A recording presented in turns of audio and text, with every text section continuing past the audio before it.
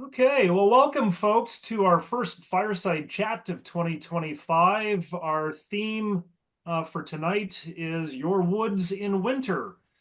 And I'm going to share kind of a whole series of activities that I and my family engage in our forests during the winter months.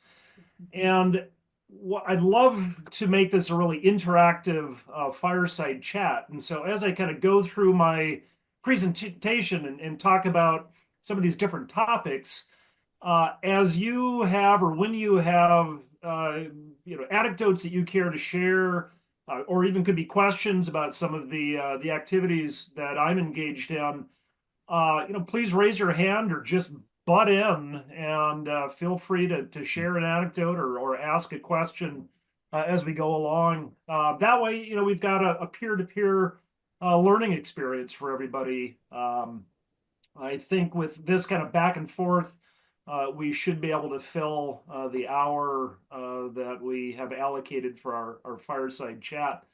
For those of you that are a little more shy and don't feel like you want to publicly ask a question or share an anecdote, there's always the chat function. You can put a question or an anecdote into the chat, and Lauren will take a look at those. And somewhere along the way, maybe I'll just pause and see if there's anything showing up in the chat there, and we'll read from those.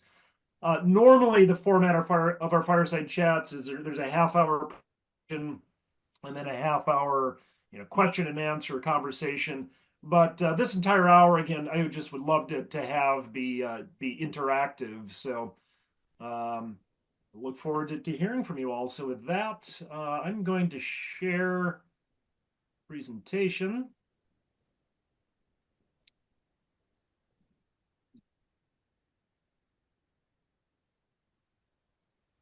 There we go. So most of the photos that I have in this presentation come from my own family's woods. This one is an exception. I think this is a little optimistic about the winter on the west side of the Cascades. I don't think we're actually expecting to get too much snowfall, at least down at the lower elevations. I live in Olympia, right close to the armpit of the Puget Sound, and with the kind of balmy weather that we get off the water there, it's doubtful we're going to get much snow here. A couple of my properties are Oakville and our Bakota land are at about 500 feet, 300 to 500 feet elevation. They may get a little dusting of snow, but since I don't live in either one, it may be ephemeral, may not get a chance to enjoy it. So if I grew up in Minnesota, where of course in the wintertime we have very dramatic snowfalls, and I, to be honest, kind of miss that at times. But if I ever need a taste of snow, I just head up into the Cascades and go snowshoeing. So for the first, what I'm going to do is I'm going to go through kind of three themes here of activities or wintertime functions. I'm going to go through a series of forest management actions or activities. And then I'm going to talk a little bit about forest planning, some things that you can be thinking about during the winter time for the upcoming summer seasons. And then also talk about some forest monitoring that's somewhat unique to the winter seasons. So for the first activity, oops, and I just lost my screen. Hold on, there we go. The first activity, of course, you've got to be able to get into your woods if you want to do anything in the winter time. And one of those activities may be, clearing debris off your roads. This winter, I had a large dead maple come down across the main road into our Bakota land, which prevented me from getting in. At that time, I didn't have my saw with me, which was kind of dumb. Usually, I have it in my truck. But came back. Actually, this is just this past weekend, and got the tree cut up and loaded up into the back of my truck for firewood. Nice thing about these standing dead trees is that they're nearly bone dry on the inside. So that was ready to use firewood there, no curing necessary. And it's actually this past weekend was my second time whittling away on it and loading up the back of my truck. So I'm going to end up getting about 3 truckloads of firewood out of that. Usually the storm damage or storm debris isn't quite this dramatic. It's just small branches on the ground. But as I travel the roads on my 3 properties every winter, that's always an activity that I do is just clearing, whatever the debris happens to be off the forest roads. Um, Question to the group, if anybody wants to share, have you had any significant storm damage in your woods or, wind throw that you've observed that have come down across your roads or, impacted you in any way? Um, Anybody have anything they want to share on that note? About what you did. Oh, he's the guy that did it. That's what. Yeah. And Oh. if not, move on. The second activity, and this is probably one of my most favorite things that I like to do in the woods, is pruning. And wintertime is a great time to prune your trees.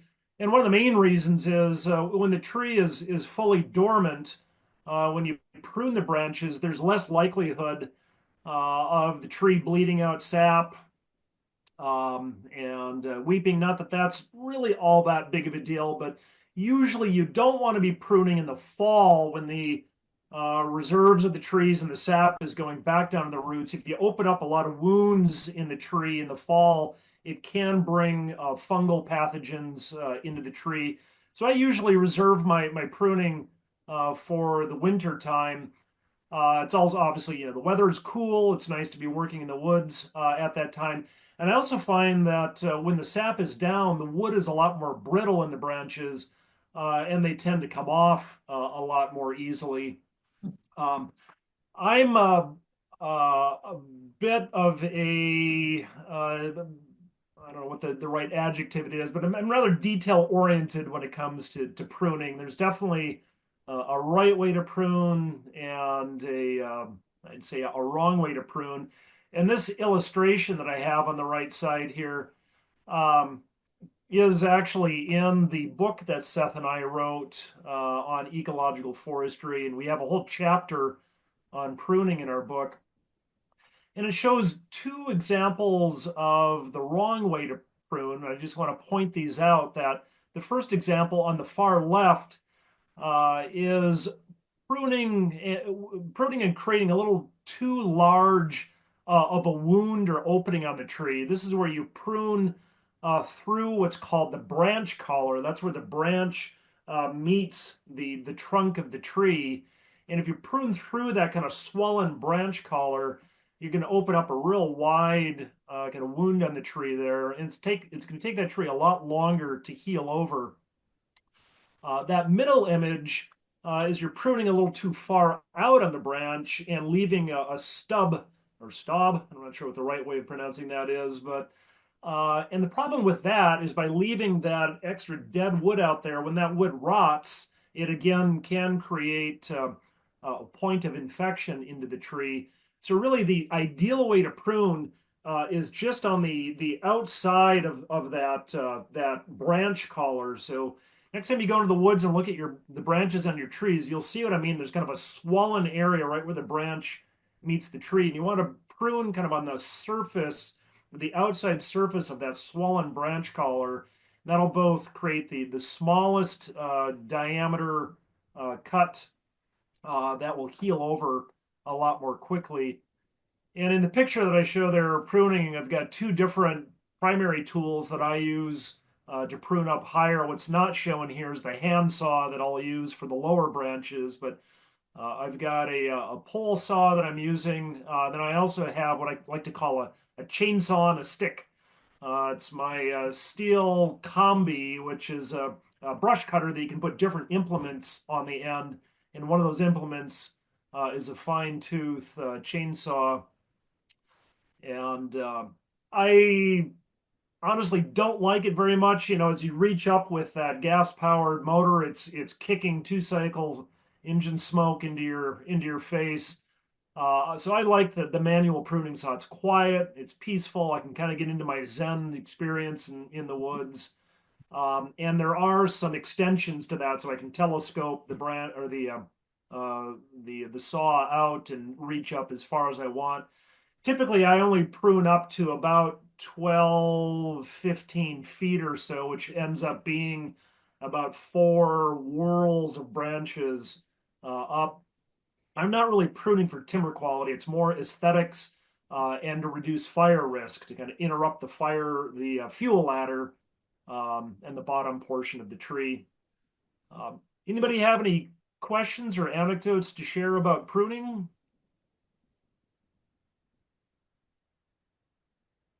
And Bill, if you're talking, you're muted again. You may need to get your wife in here to push the right button. Here she comes. You have to put a sticky note on that button. There we go, yes. Yes, hello? There we go.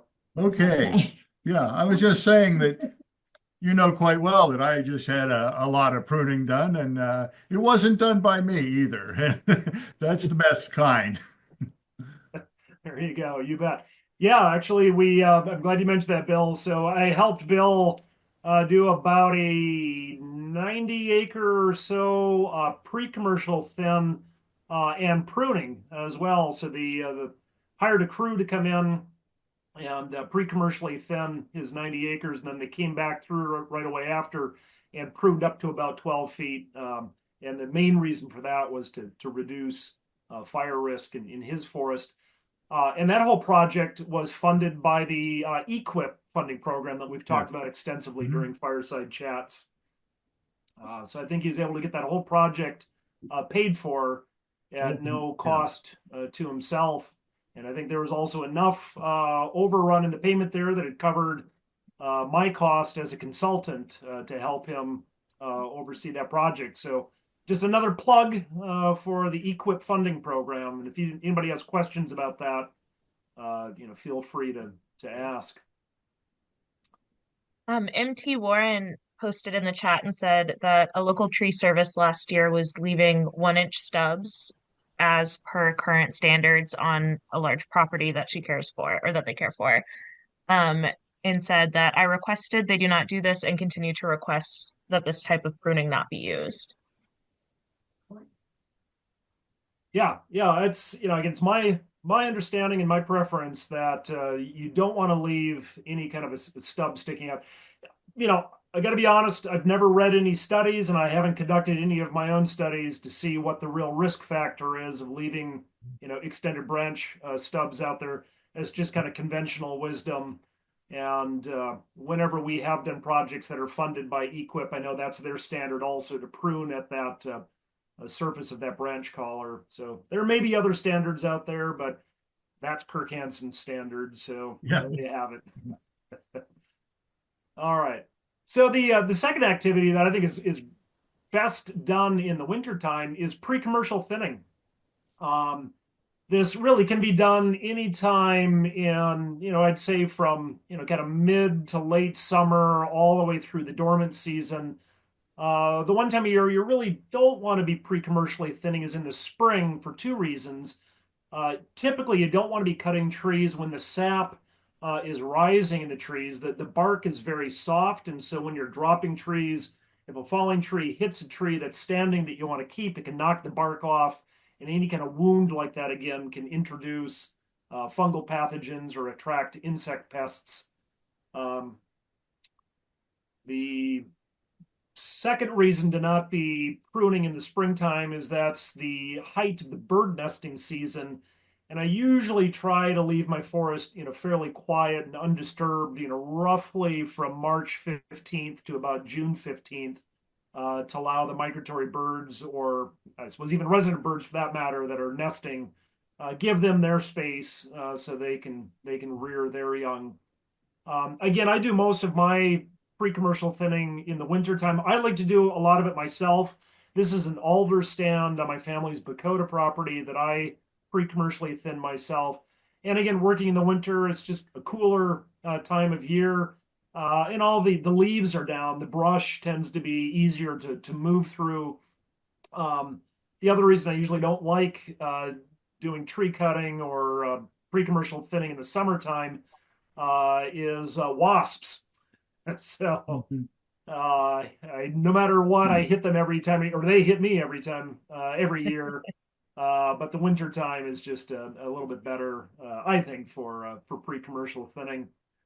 And we can do a whole fireside chat on pre-commercial thinning, so I'm not going to get into that. But I'll pause again, just if anybody has anything they want to share about pre-commercial thinning, or an activity that they've done in the winter time related to PCT. Are we talking now? Yeah. Okay, well, my name's Eric, and Joni is right next to me. And well, you want to talk about pre-commercial thinning? That's what we are doing this morning, and we've been doing it pretty regularly. But it takes a lot out of you because it's a pretty active type activity. So we do it for like 3 hours at a time, and I've just about done most of 10 acres that I have to get done here before I think April. And it's going pretty well. It's like I'm cutting mainly alders that kind of look like the what you've got in the picture there. A lot of alders and a lot of cascara and very few hemlock, a few kind of reject cedars, and then a lot of Douglas fir that were planted too close because it's a replanted area about 15 years ago, 15 to maybe 20 years ago. But it's going pretty well.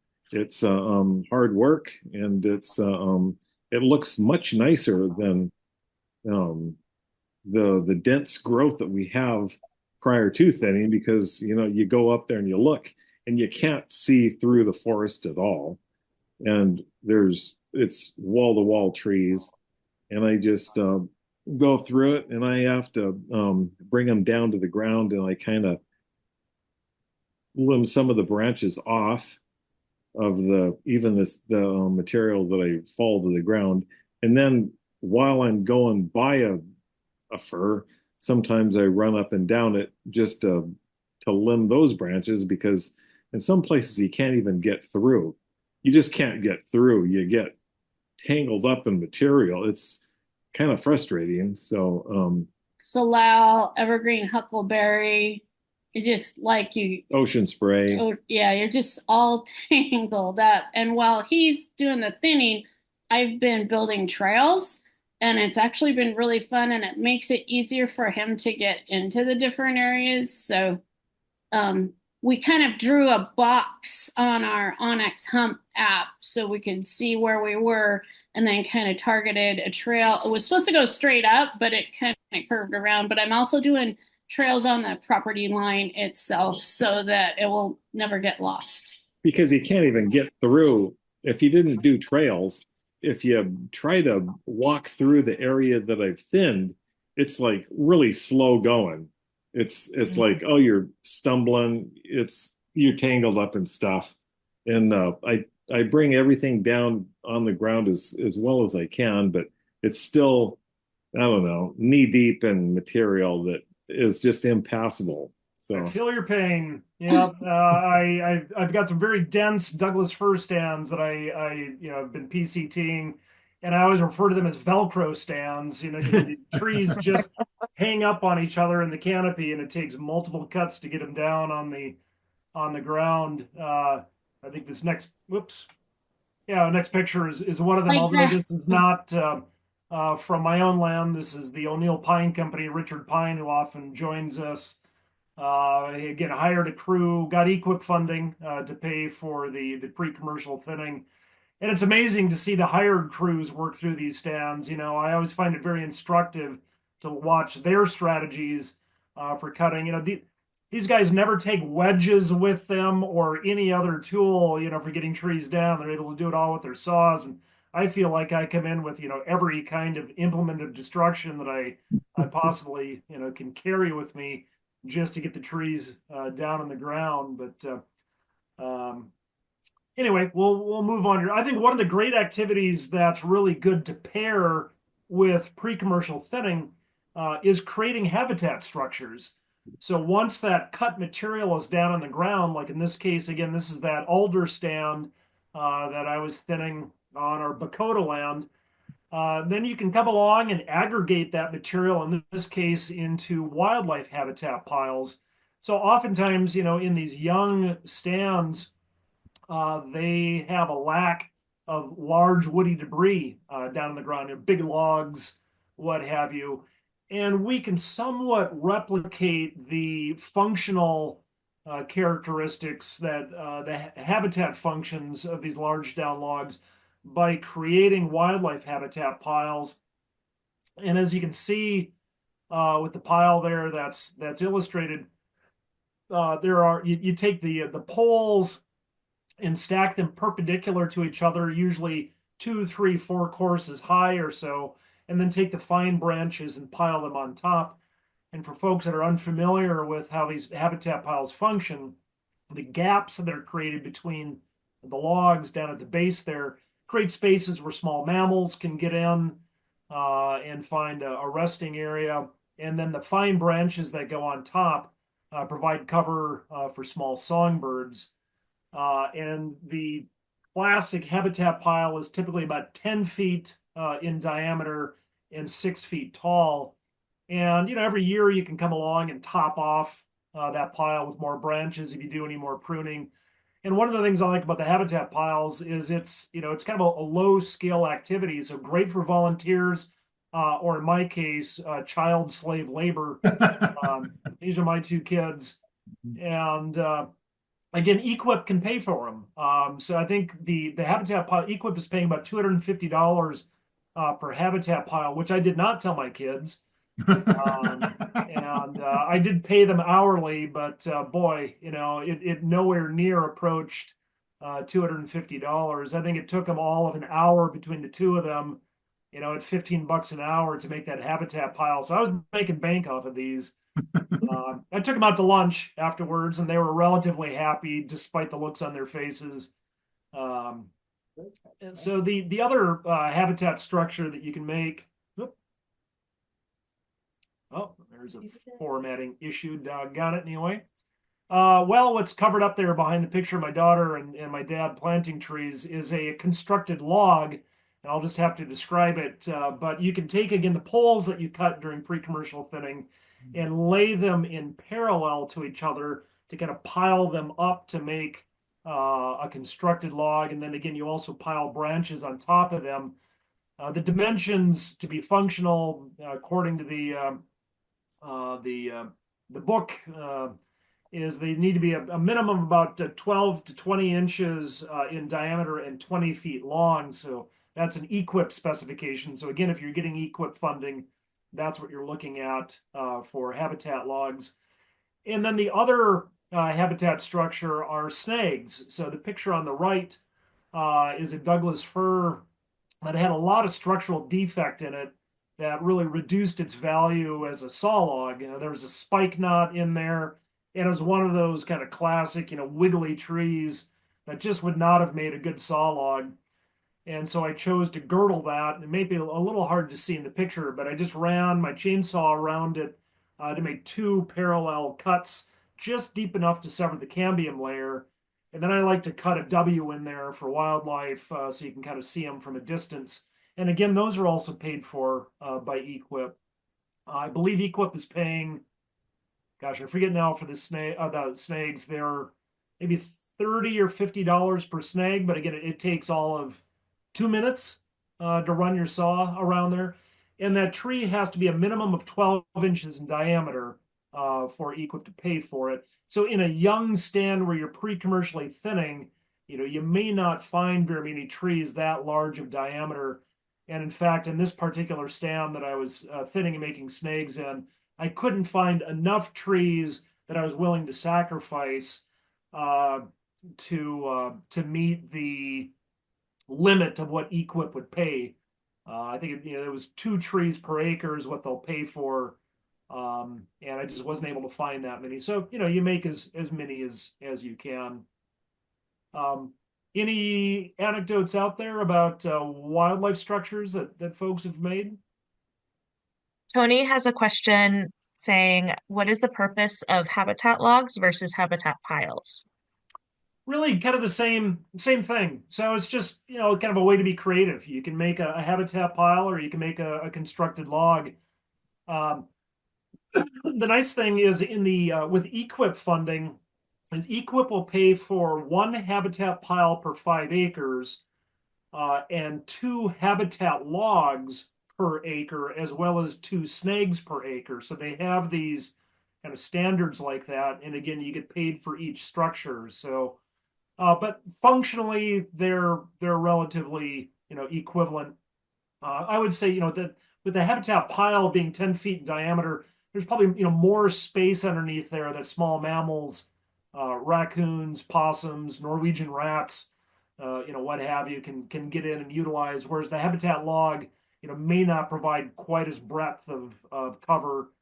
And usually the recommendation is to put these habitat structures close to any kind of surface water, whether it's a wetland or a stream.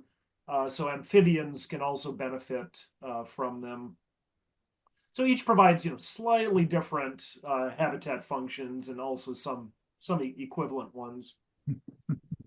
Yeah, Bill, I see your hand up. Yeah.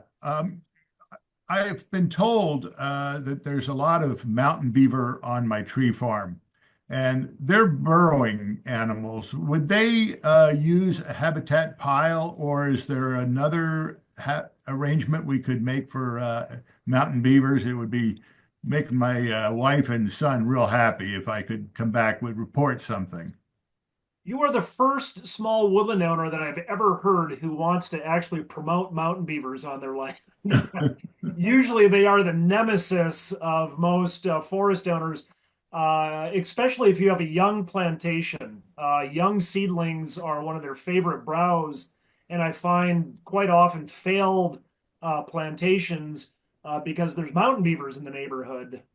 So, in your case, you've got a maturing forest that's already past the point of vulnerability for mountain beaver. Mountain beaver are one of those prehistoric creatures that have been around, since time immemorial. So, I think they are doing just fine at finding and maintaining their own habitat. So if you have them, that means you've got, soil conditions that are optimal for them. And I can't really think of anything more you can do.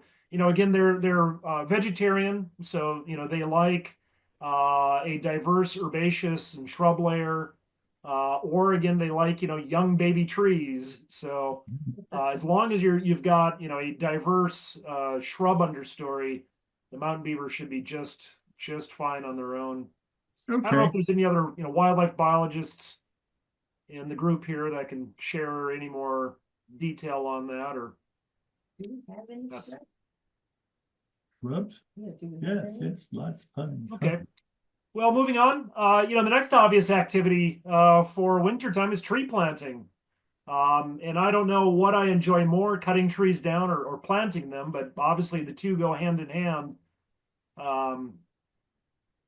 Again, this could be a whole fireside chat into itself. My adage for tree planting is, right tree in the right location. So if you are looking at planting trees this winter and haven't already developed a plan for them, really understand the soils on your property, the soil types. Do you have rocky soil that's well draining and droughty? Do you have clay or loam soil that's wetter or retains moisture? So you want to understand your soil composition, and then also the kind of site that you're planting into. Is it shady or is it fully exposed? All trees are going to be either adapted to drier or wetter conditions, shady or sunny conditions. So understand the environmental preferences of the trees that you're planting in order to know, what species will do best in the microclimate that you're planting them into. And you want to do a good job with site preparation, clearing all of the competing vegetation. I usually do that within about a 3-foot circle. You kind of scarify the planting spot down to bare soil, plant the tree in there.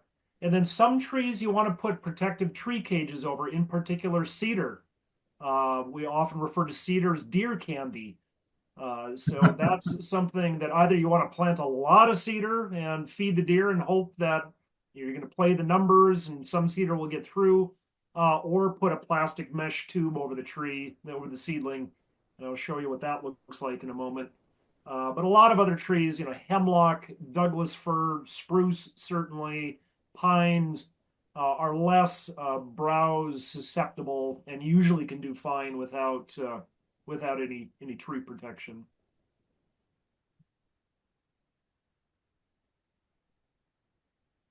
Then one of the other management activities in the wintertime is seedling maintenance. You think, planting a tree and you're done.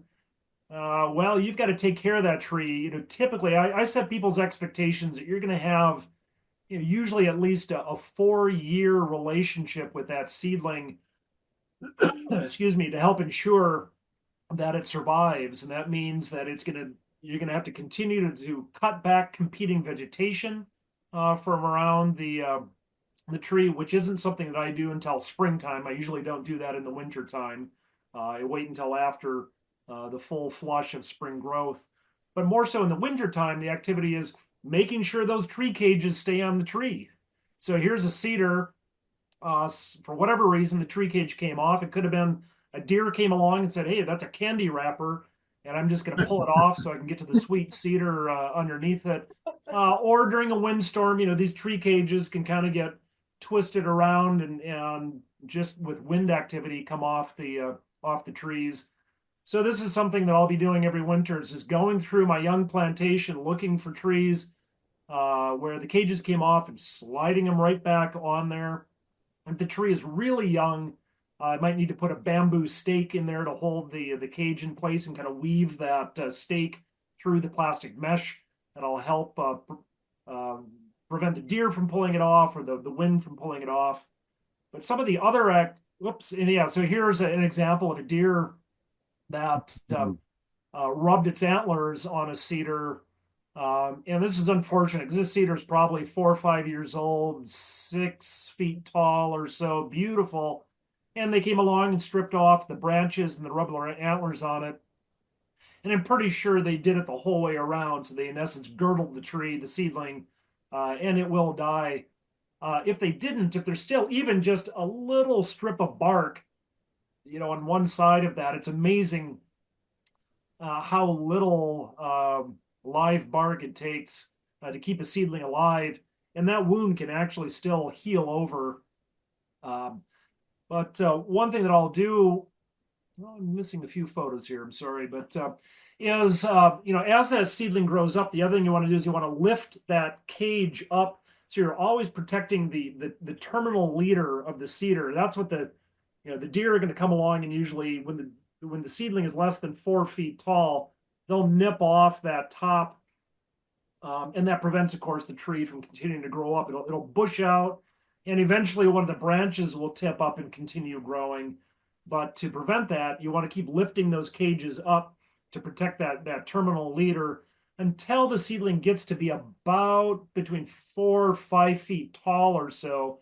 And then I find that the deer usually don't bother the leader. They don't tend to really lift their noses up. They'll browse the side branches and often leave the leader alone. Any anecdotes out there about seedling maintenance? Scott noted that some folks plant a spruce next to the cedar seedling to protect the cedar. The deer don't like the sharp needles on the spruce. Yep, I've heard that. I've always wanted to try that. I've heard of people doing that. Haven't tried it myself. And I think the idea is that once the cedar, which is the preferred tree, gets up again to that 4 or 5 feet of height, then you come along and you cut the spruce out to release the cedar. But yep, that's a common strategy that I've heard of. So one other activity I think is great in the wintertime, I've got a wood shop. and love building bird boxes. My kids work in the wood shop with me and build bird boxes. Great time to be working in the wood shop, build some boxes, and I don't think it's too early to put the boxes up. They'll sit there until nesting season when birds come along. I always kind of temper people's expectations that you might be putting up what you think is going to be a bird box, but before you know it, honeybees move in, or wasps move in, or squirrels move in, or anything but birds move in. So I've just started calling them habitat boxes. I mean, really, what we're creating is an artificial cavity. So in most of our young forests, we don't have trees that are big enough to that when they die, that they create a functional cavity on the inside for wildlife. So these nesting boxes are an interim strategy until your trees can get a little bit bigger. But there's all sorts of different wildlife that utilize cavities in trees, or again, these artificial cavities, these habitat boxes. So I think it's still a good idea to put them up, even if you're finding that they're not attracting birds, or not all of them are attracting birds. Oh, here we are, back to seedling maintenance. I guess I got my slides a little out of order. So this is kind of a before and after. The picture on the left is a little cedar that's just engulfed in blackberry.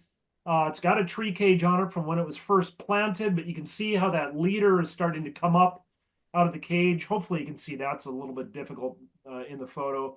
And then the picture on the right, I've just kind of cut back a little bit the blackberry around there, enough that I was able to lift that tree cage up to protect the leader of the tree, of the seedling. So now we're going to shift into forest monitoring. So we've got those are kind of a range of activities that I've engaged in. Lots more that can be done in the winter time, but here's some forest monitoring strategies. So again, back to seedlings. It's just looking for mortality out there. I planted a lot of white pine over the past few years. It's kind of my bid towards climate resilience. White pine being very drought tolerant. It was also my dad's favorite tree. So on our Bakota land that he and I worked together on a lot, I've planted white pine on either side of the main road through the forest. So hopefully that'll grow up someday and be a beautiful colonnade of white pine in honor of my dad. But here are some tiny, tiny little white pine seedlings that I've got to keep clear of competing vegetation. And as is the picture on the right, sometimes they die. So, you're going to want to keep in the back of your mind some kind of mortality threshold that once you exceed that triggers you to go in and replant an area.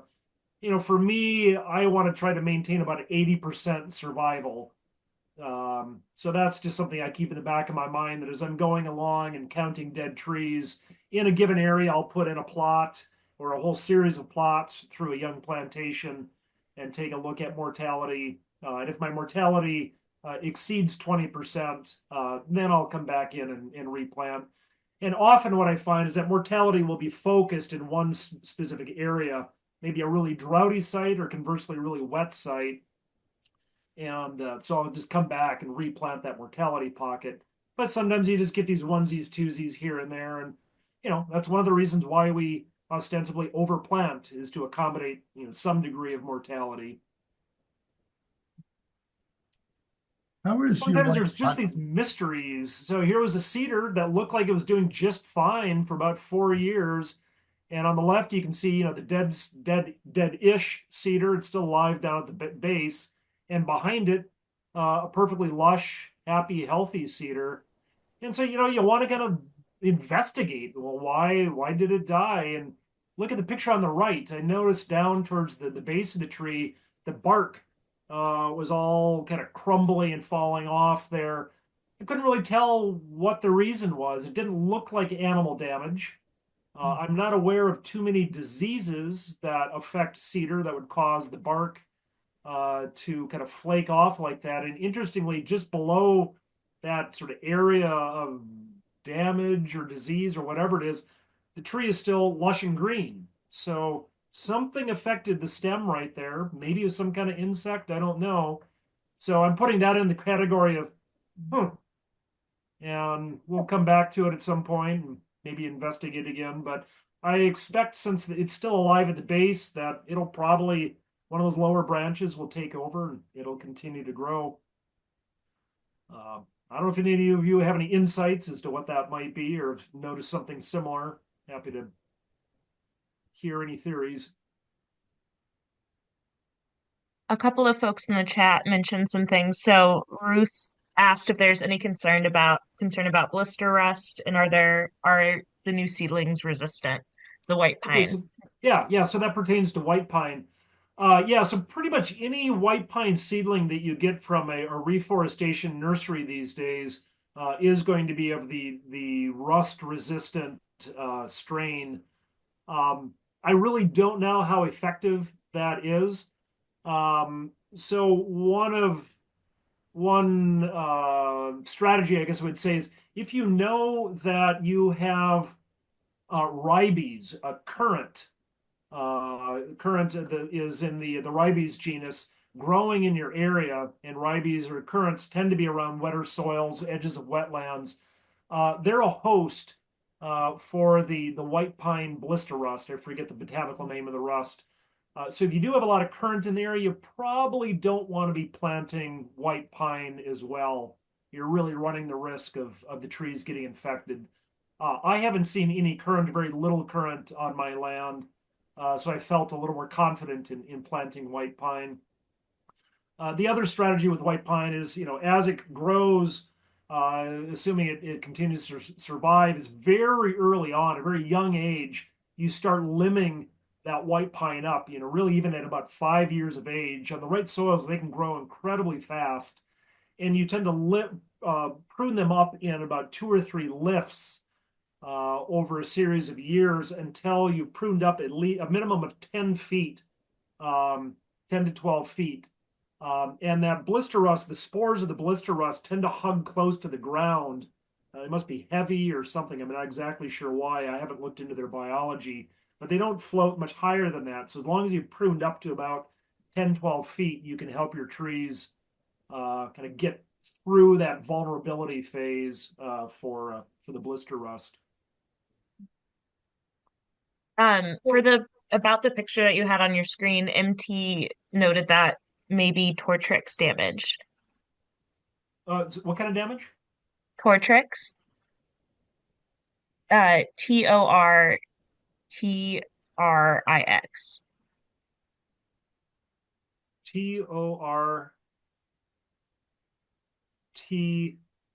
Spell that again. Tortrix. Tortrix. Huh. I have not heard of that. I will look that up. Okay. Well, great. Hopefully that gives me a little insight, and I hope it's not an epidemic, because I've got a lot of young cedar up there that I've planted, but most of them are looking great. I mean, mortality is, boy, less than 1 or 2% amongst my cedar. So far so good, but hopefully this isn't the start of something. So another forest monitoring activity in the wintertime, is keeping an eye on the invasive species in your forest. Our Bakota forest is just absolutely overrun with Himalayan blackberry, and that's been, one of our biggest struggles over the past 5-6 years or so since we bought the land, as we've been planting down into it.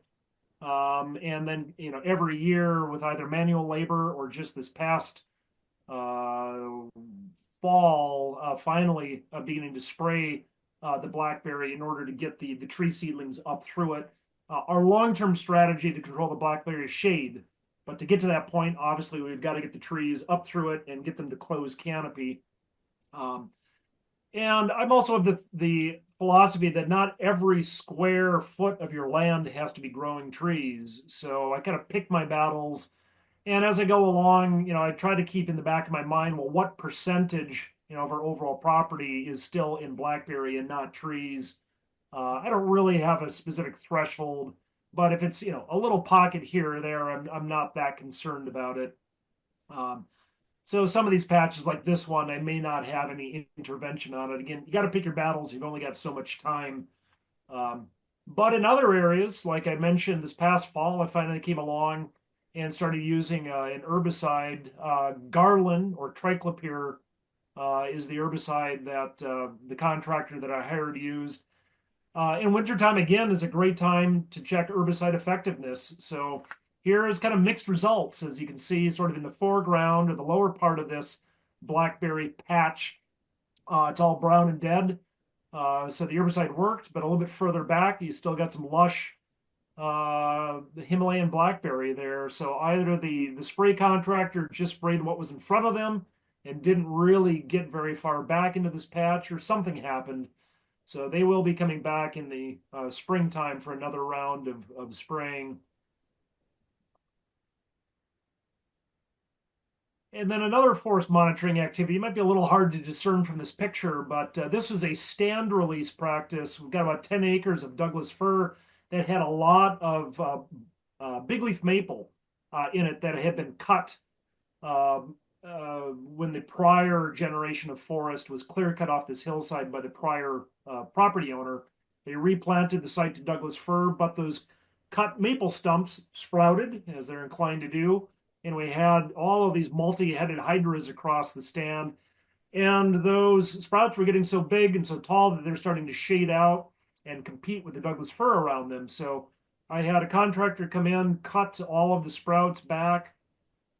And so now part of my monitoring is saying, well, those stumps are sprouting again and sending up shoots, and maybe a little hard to see here, but sort of in the foreground is a clump of blackberry or of maple coming back.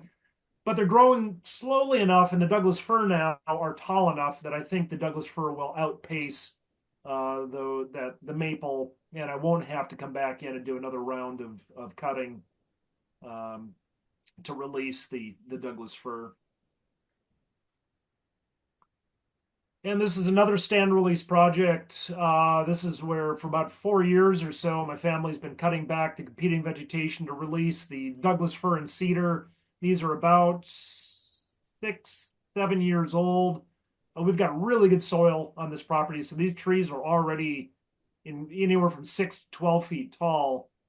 And as you can see, they're all lush. They got full crowns. They're well above the competing vegetation.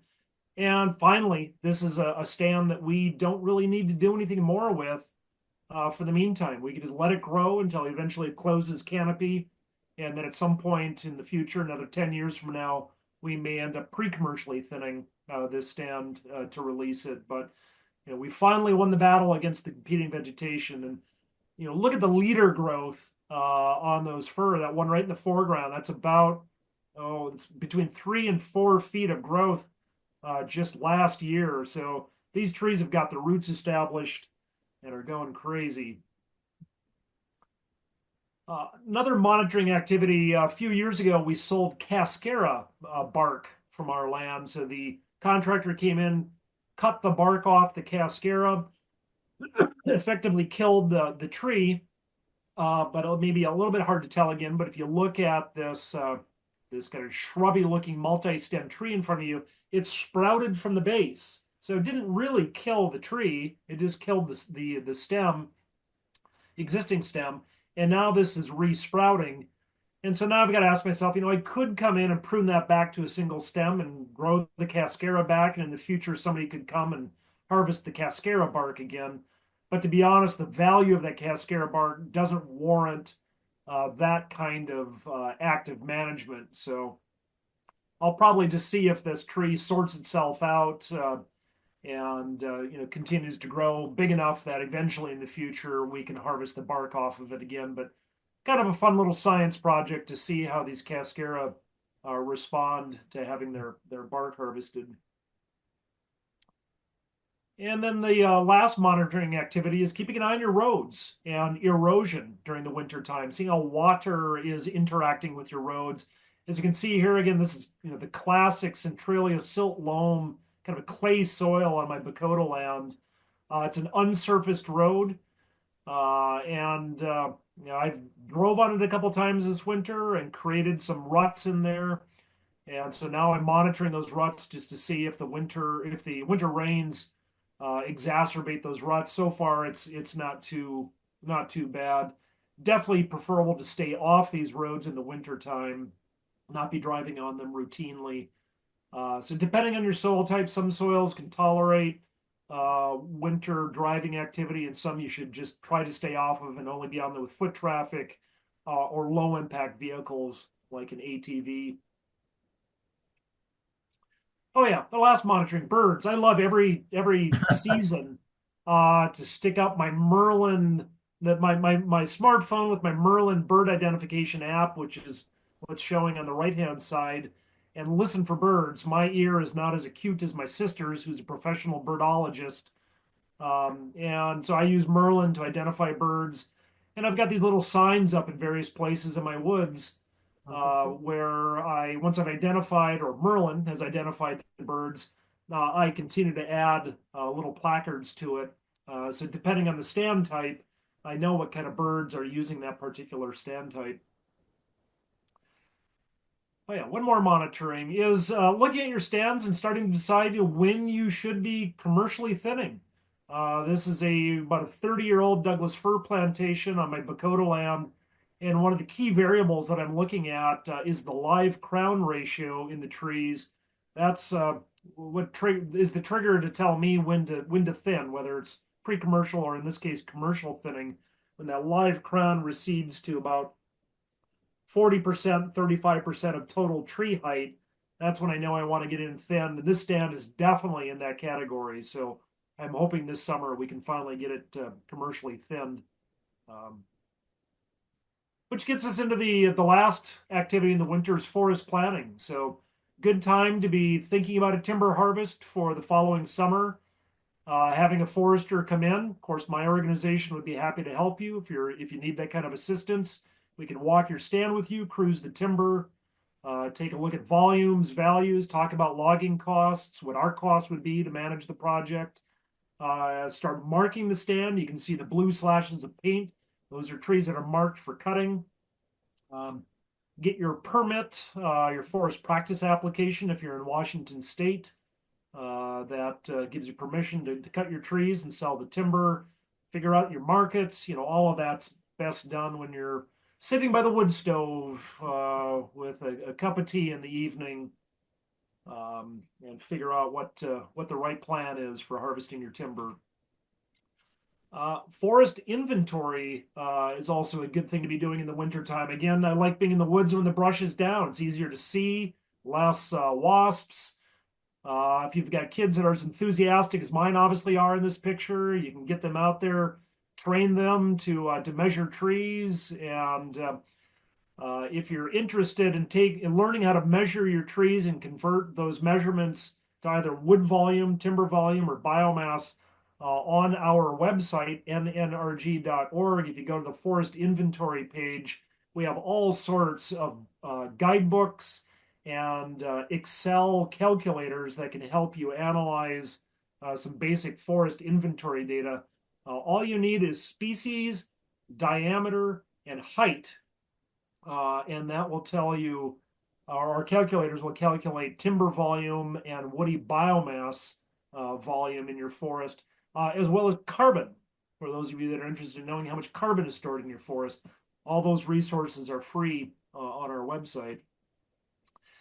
And then the last activity, probably the most fun, is thinking about planting again. So likely at this point in the year, most of the reforestation nurseries, all the seedlings are committed. They've been purchased. So it's going to be really hard to buy reforestation seedlings. But for conservation planting, most of our county conservation districts have their plant sales, their native plant sales ongoing right now. And so you can order smaller quantities of conifers, hardwoods, as well as wildlife shrubs, berry producing shrubs or pollinator shrubs. So check out your local conservation district if you're still interested in purchasing any kind of seedlings. All right, folks. Well, that's it. I kind of ran through that a little more quickly just to get through the slideshow. So sorry I didn't give folks a chance to intervene or share their anecdotes there. But even though we're at the end of the session here at 8:30, if folks want to ask any questions or share any comments, I'm happy to hang in for a little bit longer. But otherwise, for the rest of you, I appreciate you joining us again. And if you want to continue on with your evening, thank you for joining us. But for those that want to stick around and chat for a little bit, would love to hear from you. Hey, I have a question, maybe a comment too. The conservation district sales typically have you pick up your trees, plants in March, maybe some as late as April. And I purchased, 20 to 30 white pine seedlings. And I worried that because you're getting a little late in the season to slam them in the ground. I thought I'd give them a better chance of survival by potting them up. So I potted, 30 or so white pines in really nice compost that we'd made, thinking that, that would just really improve the odds that they'd have a year to grow in those pots. I put them kind of in a partial shade location with plenty of water over the summer. And to my horror, every single one perished. Oh, And I don't know. My theory is that they just didn't like that overly rich soil. So I guess if you have a comment or anyone has a comment on what could have caused the mortality rate, it wasn't lack of water and it wasn't too much sun. So the only thing I can narrow it down to is the soil. And I mentioned it to somebody and they said, well, you should have just used the soil that's, on the floor of your forest. So maybe next year I'll experiment with that. But yeah. Well, thanks for sharing that, Scott. I've got a couple of comments. One, and I kind of hate to disparage the conservation districts and the plant nursery that they get their plants from. But I've often found that the plants materials can be somewhat low quality. They qualify them as conservation grade. I've had a lot of mortality across a wide range of species when I purchase from conservation districts. They tend to be low cost, but you'll get a variable quality from them. So it could be one thing, you just may have got a bad batch of white pine seedlings. The other thing is, white pine are very drought resistant, so they don't like too much water, and they typically grow on pretty poor quality soils. So you're right, it was just too rich for them. Hey, we want to struggle here, plant us into some well-draining, more sandy, gravelly soils or something. So you may have just coddled them a little too much, or any combination thereof. Kind of hard to say, but yeah, I know quite a few folks will buy these seedlings because you're right, that's really late in the year. So unless you've got some pretty moist soils that are really accommodating, you could also just build a little nursery environment, a raised bed in your garden or a raised bed in your lawn somewhere, and grow them out for a season in a raised bedding, and that'll be well draining. So even if you do end up overwatering, at least the water is going to drain out of there. The redwoods and sequoias that are often available come as just these itty bitty little seedlings that I think, my God, I'm not going to plant that out in the woods. It'll get lost right away. And so those oftentimes I'll plant in my in one garden bed that's dedicated to tree seedlings, just to give them a little more height growth and get them a little more robust before I put them out into the wilds and let them fend for themselves. Yeah, any other thoughts, anecdotes, questions? I've done that, you guys, with noble fir before. I actually had them in a pot for 2 years before I planted them out, and they all survived. So yeah, I think it's good. Putting in anything like that, they're going to build a nice big root system, and certainly be more drought tolerant that way as well. Anybody else? Another thing that it's possible, I've been doing it a lot right these last few weekends, is layering. And what you do is this works with shrubs. I don't think it would work with any kind of conifers, but if you have low growing branches on red currants or rhododendrons, or things that you want to plant to beautify your forest. And you can do this in your yard of your residence too. Is you scrape the soil or you scrape vegetation off to create some bare soil under a low-hanging branch. And then you get the kind of long staple that's used to hold down landscape cloth, 4 or 5 inches long, maybe with an inch gap, and staple a branch so it's in contact with bare earth, and then put a little soil over the top to completely cover it. And I would say that 80 to 90% of the time, those branches that I staple to the ground will generate their own roots. And so these last 2 weekends, I've spent transplanting rhododendrons and similar shrubs, and they grow really well. So you get some, quite a few free plants that way. And now I'm in the process of stapling down more branches for next winter's transplants. So anyway, That's it's worked great. very Yeah, well. layering. That's right. Yeah, thanks, Scott, for sharing that. Yeah, I think we should do a whole fireside chat just on plant propagation, because there's so many easy ways like that. Even so many different trees and shrubs you can just take cuttings of, like currants again, or cottonwood, ash. Just stick them in the ground directly, willow, or stick them in a pot and they'll root. And quick way to build out a nursery or get more trees planted out. If But you yeah, want, layering. I've never tried it, so it's great to hear your success, especially with rhododendron, which are expensive to buy as potted shrubs. here's another idea for you, Scott.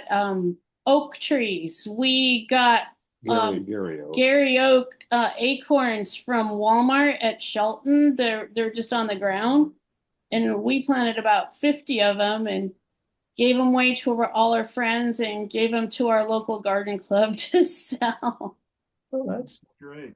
very cool.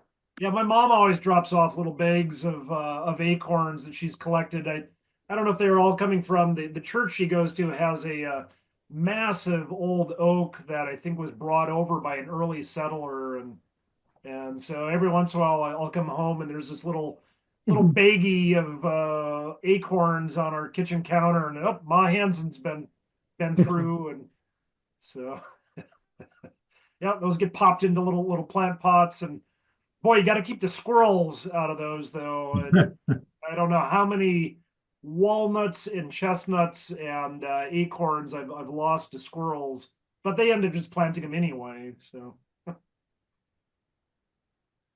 any other last comments? Otherwise, we'll let you go. Kirk, I was wondering, I may be asking about something you already have. I was thinking of a blog where the members could just relate experiences and ask questions and float ideas and things like that. I a little hesitant to tell the group, my specific, what I've been doing because, that may or may not pertain to them. But if we all just chipped in sort of a diary of how we're doing and what we like and what went good and bad, there might be some good information in there. Yeah, absolutely. Yeah. Well, honestly, Bill, I think that's the big reason we started hosting these fireside chats. Every month it's a little different topic, and as we're doing now, people share their anecdotes. We have tried in the past some, I forget the formats, but some email threads or groups or what have you to try to get some conversation going, and they haven't quite taken off like that. But this has been, I think, one of our most successful formats for kind of peer-to-peer sharing. But one thing I would say, and this may be a little more of a commitment than people are willing to give, but if anybody is interested in writing a short article on something you've done in the woods, could be Scott and your layering, could be Bill and your pre-commercial thinning and pruning. I think Kit may have left us here. She's doing all sorts. Oh no, there you are, Kit. You've got all sorts of wildlife observations in your woods and just so many things going on. So if anybody, feels the muse tickling their brain and wants to write something down, we'll put it in our newsletter. And then it gets out to, thousands of small woodland owners across the Northwest. And I love that kind of peer-to-peer learning. Usually every month, Lauren, will be talking to one of our members and kind of gleaning an anecdote, a story from them, and we'll publish a, little kind of case study or profile. So I would say, again, if people want to be interviewed, if you don't want to commit to writing something yourself, but you've got a great anecdote, we could get in touch with you, kind of interview you, and then we'll write up the story ourselves. So please keep that in mind and let us know. And by that same token, I usually mention at the beginning of the Fireside Chat, but if there's any topic that you would like us to cover during a Fireside Chat, please let us know. You can either put it into the chat or just email me, call me. And, if I can't cover it myself, we'll find a subject expert or find somebody else within our staff that can address the topic. But, I love customizing these to, your interests. So keep that in mind. So I think with that, it's 8:41. I'm gonna go stoke my wood stove. I'll let you all go, but again, thanks for joining us, and look forward to seeing you all at our February Fireside Chat. I'm not sure, Lauren, do we know what the topic is going to be yet, or are we gonna surprise? Yeah, it's going to be wildlife. So good. yeah. That's always a fun one. And everybody's got wildlife stories, so I know that that'll be highly interactive. All right. Well, thanks again, folks. Nice to see you all. Thanks for sharing your Hope to evening, see you Kirk. next month. Good night. Bye, everybody. Thank you so much. I hope